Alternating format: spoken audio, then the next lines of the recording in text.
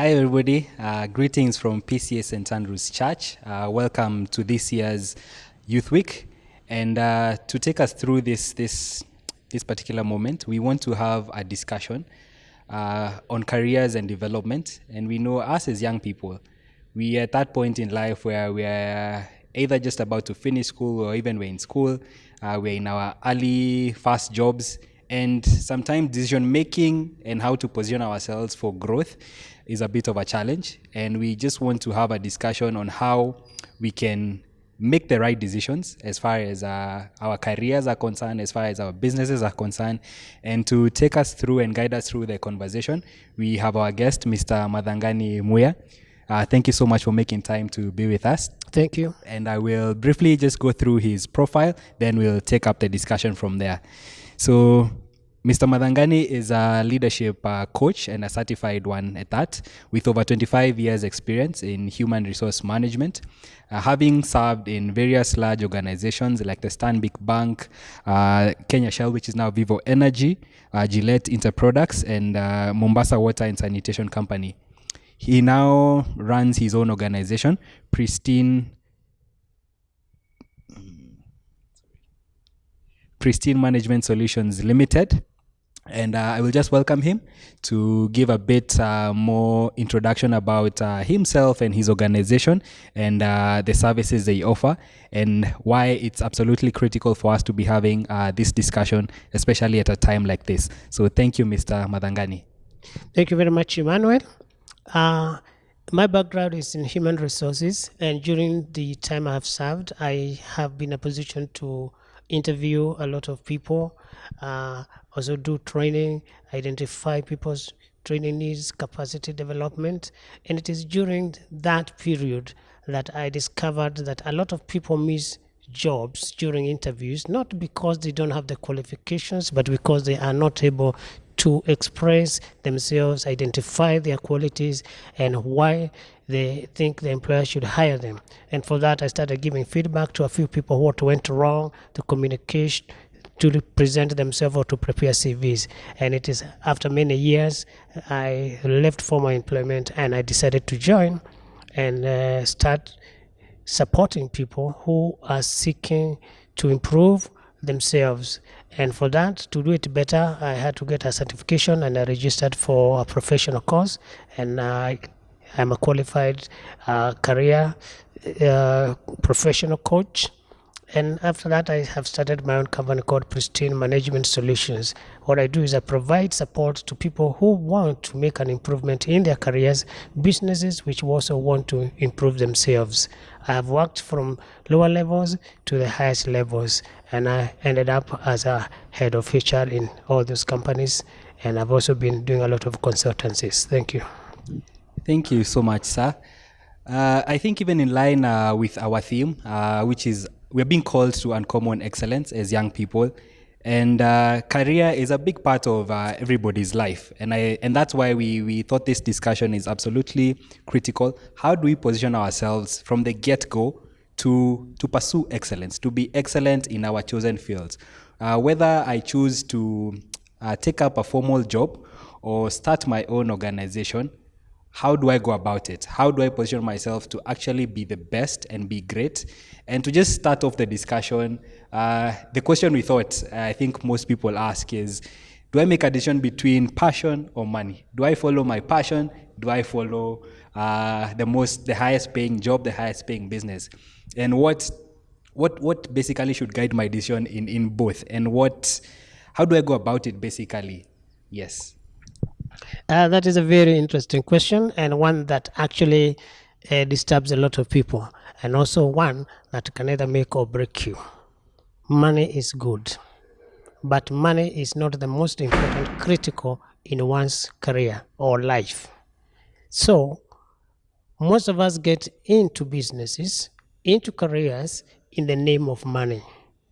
But the guiding principle is always, one, if you decide to get into a career, it should to a large extent match with your values and what easily comes to you. What do we mean by that?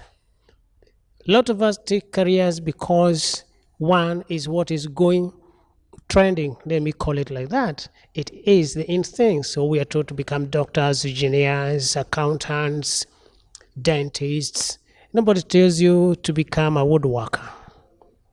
But when we take that because we are bright and we are A students and we get into those professions, we discover it's not what is in our heart. Therefore, when we talk of a passion, passion can also be confusing. Passion is not merely liking. There is this definition of passion is what easily comes to you and you love doing. And it doesn't matter what it is. Just go back to your background. Were you a good singer? Were you a sports person? Did people come to you easily for advice? So when you choosing a career, you may choose a very complicated career. When I mean complicated, it's one that sounds fancy. But then when you start working, you discover it does not resonate with you. So don't look for the money first. Look for something that you can enjoy doing so that you can put your energy into it so that you can start succeeding. What we tell people is do your job, choose a business that you love, and the money will follow you. The money follows you after you do the job. Provide good service quality. So I would suggest you do a simple test of yourself by identifying certain qualities that come easily to you. We have had cases of people taking medicine, then they discover that is not them, and therefore they become very poor doctors. Others take other jobs, and then they become not the best performers. Others take something they really enjoy. And when we mean by enjoy, do you derive some level of satisfaction? Yes, thank you. But like looking at the reality, very few of us have the luxury of getting the job I want or a job I like. And I have to survive somehow. I have to pay my bills, I have to eat. So where is really the trade-off between, okay, probably taking up a job that is there, that the one that I find, or even an opportunity or a business I think I can easily start and be able to grow myself into and be able to meet my basic needs as I prepare myself to get that either job that I'm passionate about or be able to transit into a business that I feel this is truly my area of calling or something I can actually do and love as I do it. Well, the points you raise are very valid. They are important. But maybe we draw just a little distinction. One, the fact is jobs are not easily available in Kenya. So you must prepare yourself. Know what are the jobs that have opportunities. Then from those, identify one that you really would love to do. I'm not saying that today as a youth, you keep focused on looking to your dream job. That dream job might take, dreams don't come quickly all the time. Even in the Bible, they are very hard to interpret. So you don't keep on sticking that I'm waiting for my dream job. Your dream job will come on its own. So you can take any job. The issue is the job you take, don't stick too long into it, waiting for the dream job. Start working towards your dream job. If you're going to be doing a side business, yes, also it must be a job you enjoy. I'll be very frank with you. A lot of youth today, you tell them come and sit at my cafe or my small, maybe, can I call it M-Pesa shop? And they say, that is not me. Because they want to work in a bank. They want to work in that tech company. So the difference is, yes, take the job that is available as a stopgap, but in the process, start developing yourself and identify the skills you need, either technical or personal, to that job that you're looking for, your dream job. Thank you. And I think just to pick off from that, as you talk about the technical skills or even the knowledge that I may require for a particular job or a particular business, how do I transit my skills? I think quite a number of us are either working in jobs that is not my area of training. but I somehow probably I studied law, but I found myself in a finance role or marketing role. How do I transit, so to speak, or make use of my law knowledge and apply it to the current role that I'm in? What's that dynamic? How should somebody go about it? That's a very good question because, as I said, yes, sometimes we do courses that are not us, and sometimes we do courses and get jobs that we don't, and we get jobs in areas which we did not study. Now, in each course that you took, there are certain qualities that you can pick. For example, if you decided you did a technical course and you wanted to get business, you just ask, what are the kind of skills that this course maybe would be translated into this? One, if it's technical course, it means you are very analytical, you had very good numeric aptitude, which you can transfer to any business, because analysis and information analytics is a key thing in determining whether the job or the work or the business is performing well. Another one might have presented you with good opportunities of planning, maybe. Another one may have presented jobs which maybe had a lot of project-related issues. Then you can transfer those skills into your new job. If you did law and maybe law is not your own thing, you know that law allows you to be thinking, perceive, conceptualize, logical thinking. Now you can transfer those things. Maybe you did a course in lab technology, but you discover this is not what was you just because somebody said you have to do it. You are a nurse, then you discover nursing is not your real thing. But in nursing, there are certain qualities that come, like interpersonal skills are very strong in nursing, compassion. So when you take that into a business, then you can transit into any business. You'll be surprised there are a lot of engineers running businesses today. Correct. I agree. Quite a number of CEOs actually do have an engineering and legal background. I think he's painted a very interesting picture where I think we basically look at our courses as if we're stuck in that area, and we don't think about it the way he's thought about it. What are the actual skills? Maybe not the technical and knowledge, but what are the skills that I can borrow from my field and apply to another field and actually excel at it? I think that's a very critical point. Maybe I can just add here that if you did a certain course, obviously it may not cover all the things that you really want in your new job. We call it career transition. So what you do is you have to start now identifying what other skills do I need to be successful. And these are the certificate courses, the certification courses, the diploma courses. And sometimes we don't realize that these short courses are what actually builds our careers. So if really your job involves a little bit of sales and marketing, register for a sales and marketing course. Maybe a 3 days course somewhere, maybe one for 3 months. That's how now you start preparing yourself for your new role, either as a business person or in the new career. Like I've said for HR people, if you did a different course and you get into HR, you can go do a diploma in HR. You can go do the HR certification, and that will almost put you in the same leverage like any other person. Thank you. I don't want to preempt the next question because you've talked about taking short courses, and I think right now, in light of what's happening, we have quite a number of even online programs that are being offered. Right now, there are so many. But just to take you back a bit. So I am a young person. This is just going back to your point on building the skills and even probably getting a job. I am a young person who is not academically qualified. I may not have the qualification that actually says I studied accounting, I have studied probably graphic design, but I have the skill. How do I articulate myself or my competency to a potential employer, or even to probably I'm starting out my own farm and I want to pitch for an opportunity, but I don't have a qualification that actually certifies or proves that I am qualified in this area, but I can do the job. How should a young person go around that particular issue?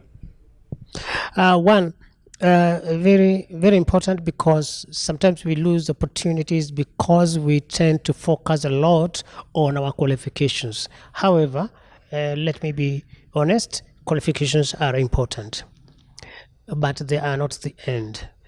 So if you have a skill that either you have developed, and this is why we go back to the issue of passion or what easily comes to you. So let's give an example. You said something like a graphic designer.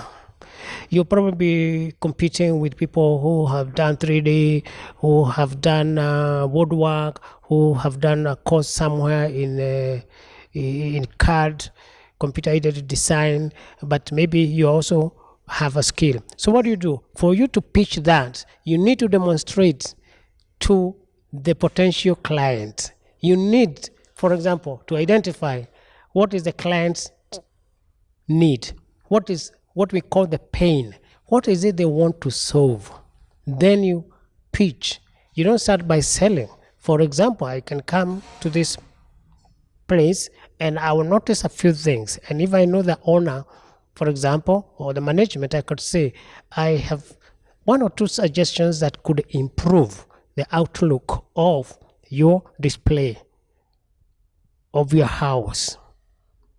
Would you like to hear about it?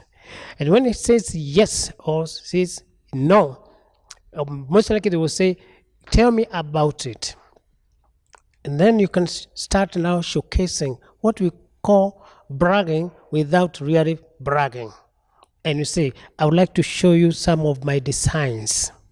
This is what I did for St. Andrew's Youth Office. This is what I did for ABCD company.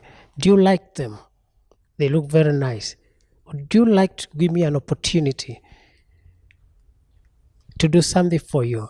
Then from there, the conversation starts. You have not even spoken about money. You're not pushing it. You're just winning the confidence of the person. So first is to showcase what you can do. Don't go fast like pitching per se. Yes. Okay, thank you. I think I've liked the way you've approached it in terms of be it the person, like you're a HR expert, so I bet you've interviewed so many people across your 25 years, but treat them the same way you'd treat your client or a potential client. I think that's what I'm getting. Yes, true. Approach with that particular mindset. What's the pain point? What's the solution that I can provide to this particular organization, and demonstrate that you can do it. That's true. Thank you. I think the other thing that is critical and just in line with your area is leadership.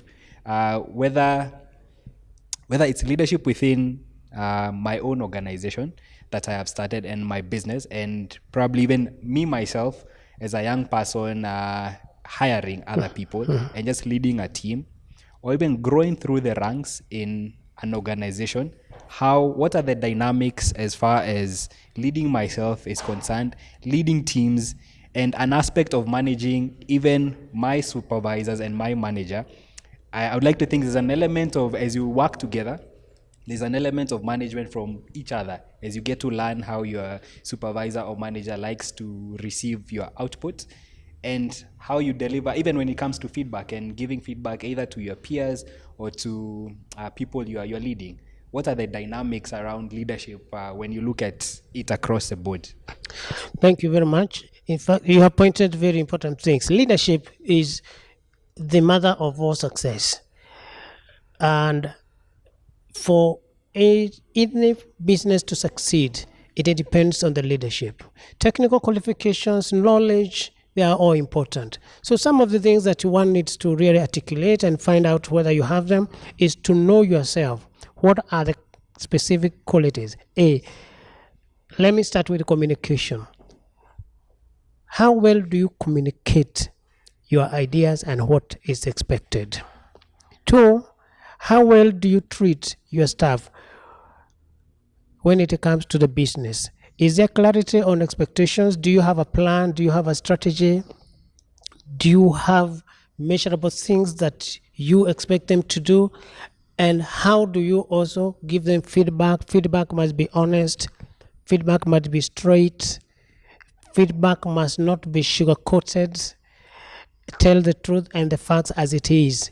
Then you have to also create what we call your own specific way of doing things. Am I the laggard type? Do I handle things on the spot? Am I a procrastinator? Do the people know my values? So again, establish your values. What is expected? They must know. I do not accept, for example, manipulation of data. I do not accept people who don't tell me the truth. I do not accept substandard. So from all this, you're able to create what people should know. For example, with Emmanuel, you do not go around giving excuses. He will question you. So there are a lot of qualities, and most of them is to know, how do I understand myself? So it's always good to ask yourself. Unfortunately, human beings are human beings. We do not sometimes want to know about ourselves, but we are very good at pinpointing other people's mistakes. Now, if you are a career person, one is to understand what is expected of you. Get to know your organization very well. That is one. What are the expectations? Know your boss and your department. What does your boss and what is expected of you? Come with a strategy for that. Yeah, okay. I just wanted to cut you short Yes. there. On that point of a boss, Yes. how do you deal with a difficult boss? And in the same light, I'm a business person. How do I deal with a very troublesome client? Okay, let me just finish up you as an individual now. So once you know what is expected, start working towards that in a very systematic manner. And the easy way is, once you identify what is expected of you, then also study your team, the people you'll be working with, either below or above you or other departments. It is very important so that you start identifying their characteristics, their expectations, and you work around that. So if I know Emmanuel is a person who likes a little bit of pampering, I'll be going to Emmanuel and say, Emmanuel, you're such a good person, but I have a small problem. Can you assist me with this? I'll make Emmanuel feel nice and better, and I'll win them back to our side. So once you do that, then lay a strategy. If there's expectations, make sure you are very clear that I said I'll deliver this in 1 week. I'll make 10 calls. I'll start logging in. I'll give feedback. So that way you are able to achieve your objectives. Now back to said, if you are a company Yes. and the boss. Yes. Yeah, I have a difficult, or I consider my boss very, very difficult. Nothing I do Yes. is up to standard. Is they just see that I'm not good at anything that I am doing, and I'm being really frustrated. How do I go about that?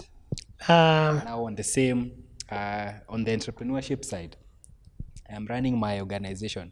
I have this client who is constantly just probably changing the brief, or just being so very unrealistic, I would like to think, or it's just our relationship is just challenging. How do I manage the client? I don't want to lose the client because I want to actually do the job and get paid, but I'm frustrated even as I want to deliver. Okay, I'll start with the bad boss. Quotes. Yes. Or whom we call the toxic boss. People are difficult, and yes, the human beings can be very difficult. Some things are easier said than done, but there are a few tricks. We call them tricks because you have to keep on trying them. Some people, we call them, they're just bad, malicious. But one thing we know, nobody does anything bad without knowing that they are doing something bad. The thief knows they are going to steal. So he can't say, I didn't know. The bad boss who shouts at the people knows that he's doing that for a reason. So what can we do about it? The first thing is, most of us don't tell the boss how we are feeling after they treat us how we do. So we encourage somebody. It doesn't matter, you may be fearing about his job, but I can tell you this will work. One time, just stand up to your boss after all his shouting, seek a meeting with him, and tell him Mr. So-and-so or Mrs. So-and-so or Miss So-and-so. Yesterday you came to our office, you shouted, you called out this type of names, and this hurt us, our feelings. And I'm sorry it is affecting our emotions. You scare us. Is there anything else that you'd like us to be doing if we have done that? Or walk to the person individually if you do not want to feel like you are raising a conspiracy, and tell the person there's something I really want to discuss with you. Most of the time they will just ask you, what do you want to discuss? And say, yesterday you came, you shouted at me in front of my people or my team. It really made me feel very bad. It hurt me very badly, and I had a very bad afternoon. They will have to reflect about it. They may start explaining it. I did that. Oh, you have been annoying me. I give you work. You don't do it in time. So they say, see, but you just say, sir, by shouting and calling me names, it just hurt me. And it's affected the team. Chances are he will think you're the conspirator in the team, or he will say, oh my God, I have been found out. The worst thing you can do is to show him his or her weaknesses. Just show them how you're feeling. That normally works. Okay. Try it, walk in, book a meeting, and tell the person exactly what you're feeling. Then ask them, what would you like me to do differently so as not to make the mistakes or to achieve? Then he may tell you that. Then next time you just tell them, now I have done this, you have still shouted. Is there anything I should do to make sure that I meet your expectations? They will keep on upping your expectations until one time I say, boss, I don't understand. I have done everything, but you're still this. However, fact is, if this situation comes with your people, sometimes one of my bosses told me one time, if a situation cannot change, do not get into mental anguish. You can also start looking. But don't quit before you have tried everything. One of those two tricks. And it works sometimes. A lot of times. 80% I have advised people to do that, even at very senior levels. And on the other side, now we come to business. You have a client who is judging either even the goal or the goalposts. Yes. I think you follow the same thing. Before you get into any discussion or into any deal with a client, please make sure you have agreed all the expectations. On writing. One, what is it I'm supposed to do?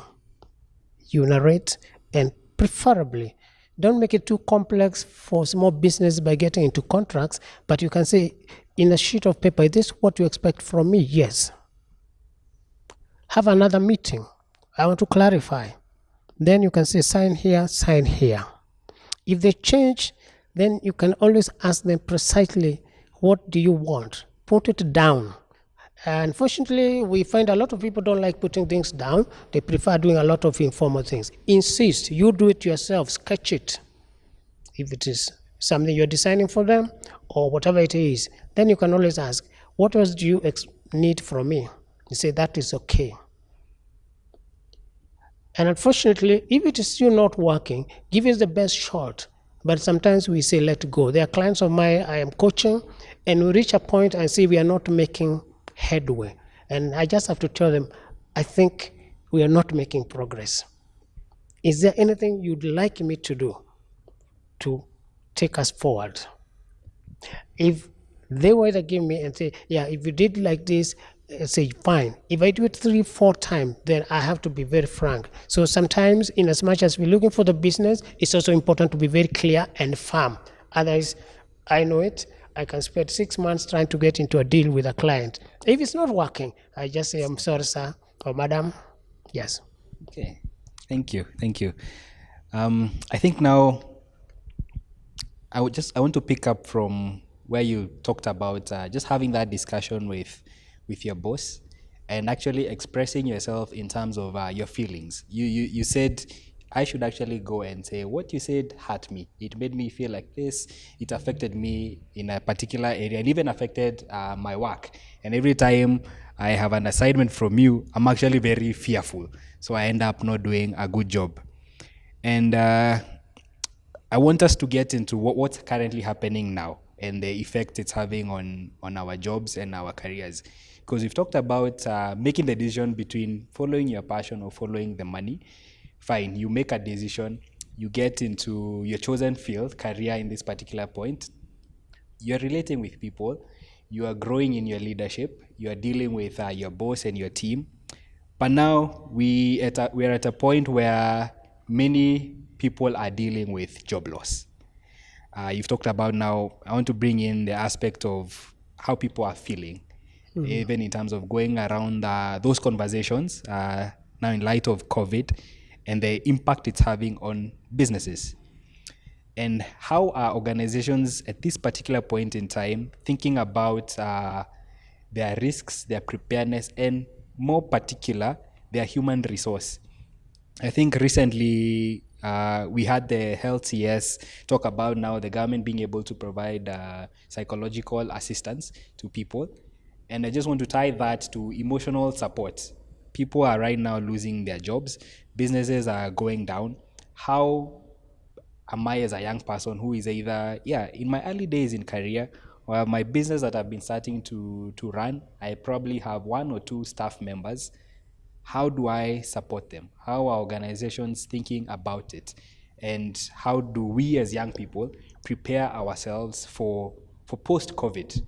Now in light of excellence and positioning ourselves around what is happening. Yeah. Well, thank you, Emmanuel, for that. Yes, this is a very difficult time for everyone, and much more focusing on businesses. Businesses are having a very big challenge in terms of businesses have been disrupted, survival, and the future. For most employers, a lot of discussions have revolved at how to deal with the employees. A lot of ideas have been advanced. And for most of us, what we are advising and a good employer should do is, 1, treat the employees as humanly as you can. It's a difficult time. 2, for the employee, please try to understand your employer's point of view. Because if the business has been disrupted and there is no income, they cannot continue paying you. And if you're not working because there's no business, then of course there's no income.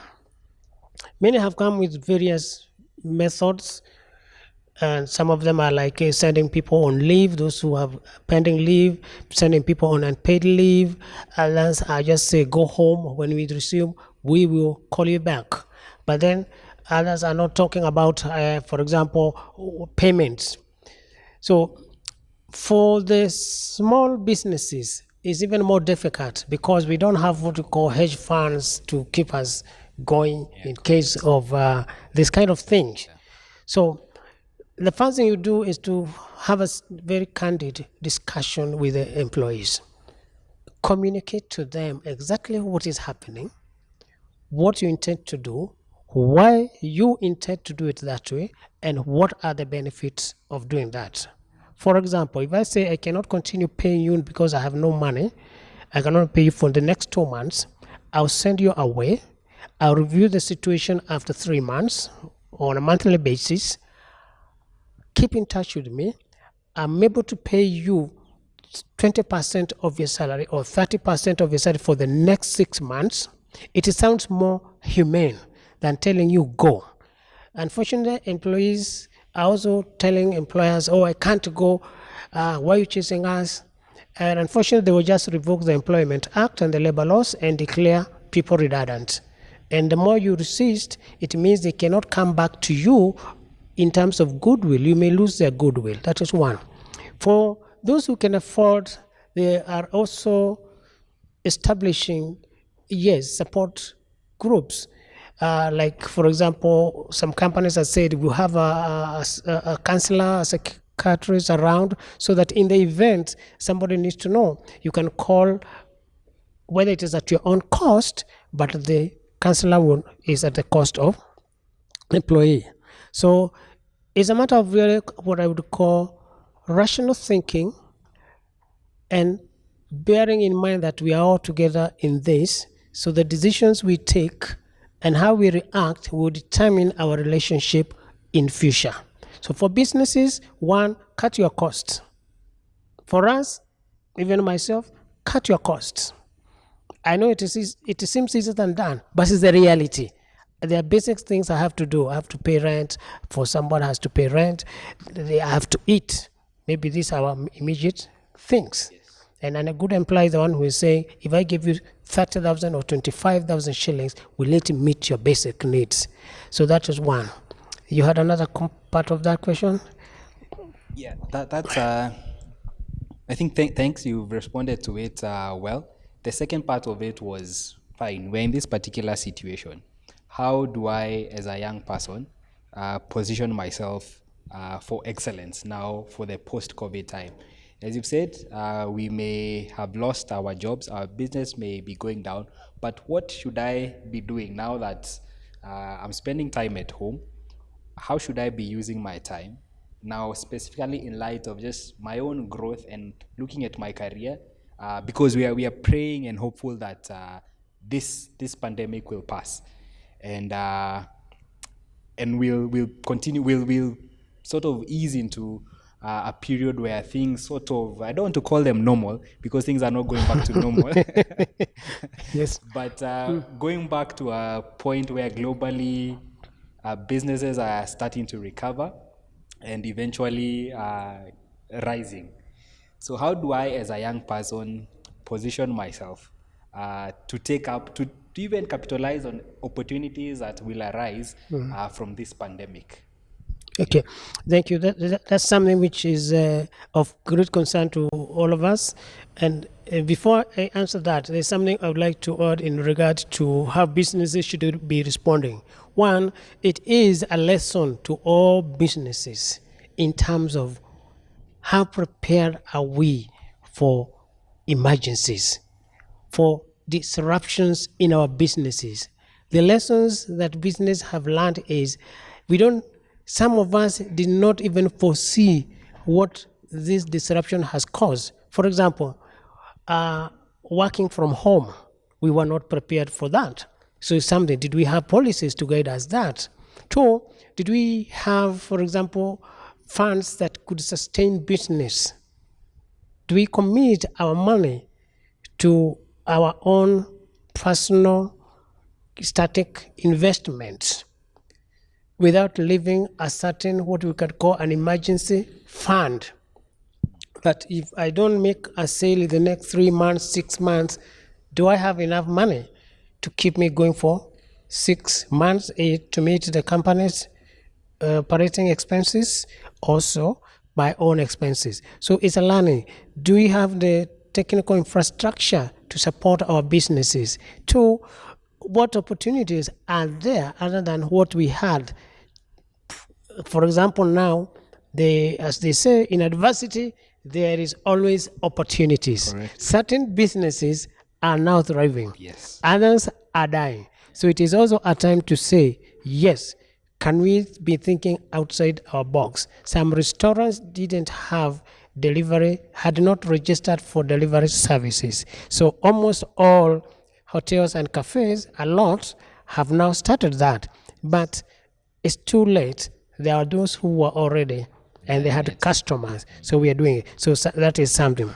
So for the youth now, how do we manage and what should we be doing? To me, this is a time to reflect. One, the business that you are doing, the work that you are doing, is to sit back and reflect on it, analyze it. What can if I was in this type of business, it is easily disrupted by a pandemic of this nation. And there are many types of disasters. Yes. Is it possible in my career there are certain skills I could have gotten that could have been useful in this type of scenario? Life will not be back to usual from henceforth. So we should start thinking of what we call maybe reskilling. What other skills could you have now as you sit in your house, in your room, that you could be working with and be sustaining yourselves financially? So it's to look now at the skills and opportunities. But what more we're looking is what is needed now. As I said earlier, what pain can I resolve now of people? And then that is where. So what have we seen? Tech is one of those things. People are really getting into tech issues, coding, apps. Yeah. Everybody's coming to an app. And I can imagine in the next 6 months or so, we're going to have a lot of apps, not only here, but worldwide, but localized ones, where we can get good jobs. We'll start thinking how to work at home. What kind of jobs? Employers will have to think, do I need to have 20 people in my office? No. You work half day at home. I'll invest 40,000 shillings and buy you a laptop. And instead of you paying as a monthly, I pay on this. Do we work on commissions? Yes. So it's time to reflect now, and also time. There are also reskilling. There are a lot of opportunities out there, online courses. You can register and say, I wanted to improve on this. Instead of spending a lot of time, of course, on entertainment, which is good in this time to stay sane, but don't spend all your time on the TV or on the laptop or phone. Okay. Yes. Thank you. Thank you so much, Mr. Mathangani. I think what I just want now to give you an opportunity to sort of have a parting shot to all our viewers and young people who are watching. What are your key? Yeah, just your parting shot to our viewers. Sorry. Uh-huh. Oh, it took some. Thank you. Then I want him to give a parting shot. We've done how many minutes? Really? Yeah. So thank you, Mr. Mathangani. We have really enjoyed having this discussion. I just want to give you an opportunity to speak to the audience and just share your parting shot as far as the youth and careers and growth is concerned, and us pursuing excellence. Thank you, Emmanuel. What I'd like maybe just to say is, one, the issue, we have a lot of issues that surrounding employment and youth employment. Jobs, as we say, are scarce, but we also say there are a lot of opportunities. But you have to learn to know, where are these jobs? What are the type of jobs that are available? Then we have to get ourselves from a mindset that jobs are only in the informal sector. Yes, the formal sector is what we all dream to go, but not all job opportunities are in formal sector. The youth should start thinking seriously about self-employment. And when you mean a self-employment, is getting that one activity which you can start very small. Don't think big and start small. Don't look at the challenges and the blocks. Start with what your end goal is. So you can start slowly and say, can I start? I like what you said about design. I always give an example of somebody who had done a degree in BCom, but started small by selling snacks. And today they run a whole business which is a multi-million, but they started small. So start looking outward. Two, in your careers, start actually assessing yourself. What are the skills I need to progress? What is it that I need to make me different and better from others? Then it is very important to seek advice. Look for mentors, look for coaches. They could be somebody you work with, somebody you admire. Do your networking. I know we say sometimes we know all. I have done an MBA even. Yes, that is important, but work is through experience. So look for networks and people. Jobs also are not in the papers. Jobs are as LinkedIn has done research, so has Gallup, and they've discovered that about 60% of jobs are through referrals. Another almost 30% are through professional medias like LinkedIn, Fuzu,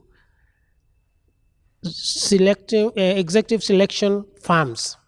So go there. That is where the jobs are. Don't look at the papers. 2, learn how to prepare yourself for your business, for when you're going to the interview. Don't take it for granted. As a HR and as a career coach, we know that it is not the most qualified person sometimes who gets the job, but the person who presented a very good CV or presented themselves well. So be prepared. Finally, seek help. Help is available freely in your neighborhood, in your network, and you look forward to a successful career. Thank you, Emmanuel. Thank you so much. I just want to do a quick recap. We said follow your passion, grow in your leadership as you grow your team. And now that we're at home, position yourself. Just going back to how the conversation started, as he said, there are businesses that are now thriving. So as you make your decision as to a career to get into or a business to go into, the success factors that he talked about, is the business I'm going into likely to be affected by such a thing or not? And what are the skills that I can learn right now that can position me for excellence in the days to come?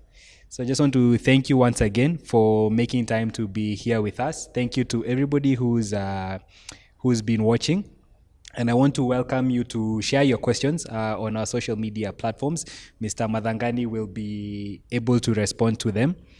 And I just want to close with the words in Ecclesiastes 9:10, that whatever your hands find to do it with all your might. And I think that is a call of excellence, doing everything with all the might, with everything that is in you. Give it 100%.